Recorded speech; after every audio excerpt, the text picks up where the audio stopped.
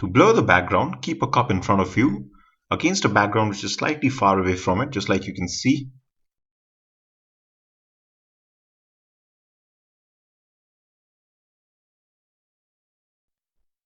Now what we'll be doing is we'll be selecting the settings. So switch off live view so that you can see the settings in front of you. The first thing that we'll select is the shutter speed, and I want you to change your shutter speed to 1/60. You don't have to understand why we're doing this right now. It'll be clear to you once we learn shutter speed later on. Now when it comes to aperture, that's where our focus is. That is our f-stop number. We know that when we want to blur the background, we'll choose a low f-stop number. So get your f-stop to f3.5. Make sure that you're totally zoomed out at 18 mm. That's when it'll reach all the way down to f3.5.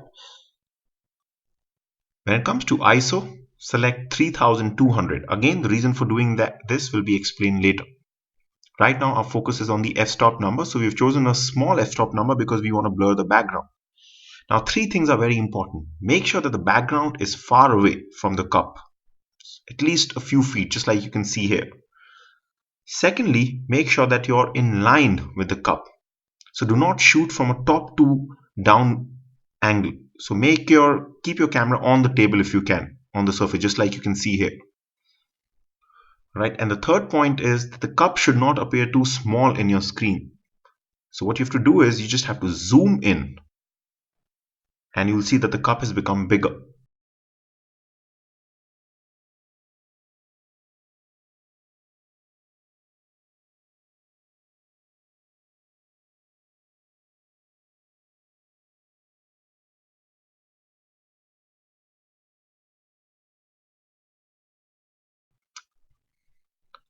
So once all these conditions are satisfied, place the focus point on the cup and half press the shutter button to lock focus on it.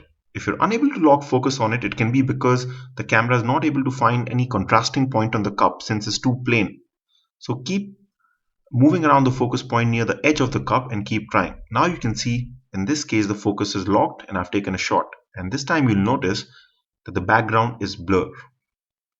This is because we have used a small f-stop number. You can see the door and the guitar and the wall behind appears blurred and the cup appears sharp.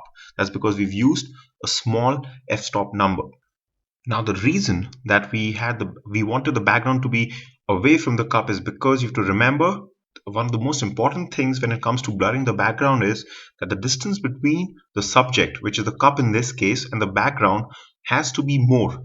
The more the distance, the more blurred the background will be, because the more the distance, the more it is away from the area and focus or the depth of field that is formed around the cup. So that was the reason why it is always advisable, and that's why we made sure that the background was at least a few feet away from the cup. Secondly, we made sure that we were shooting in line with the cup. The reason for doing that is if you shoot from a top to down angle, your background is just going to be the surface on which the cup is kept. So it's going to be really close to the cup. So you won't be able to really see the isolation of a blurred background. But the moment you're shooting in line with the cup, you can notice that the background becomes something that is far away. So again, this point was just to make sure that the background is far away, and that's so that you can blur it out more. The third point was that we wanted the cup to appear big in the frame, so we zoomed in.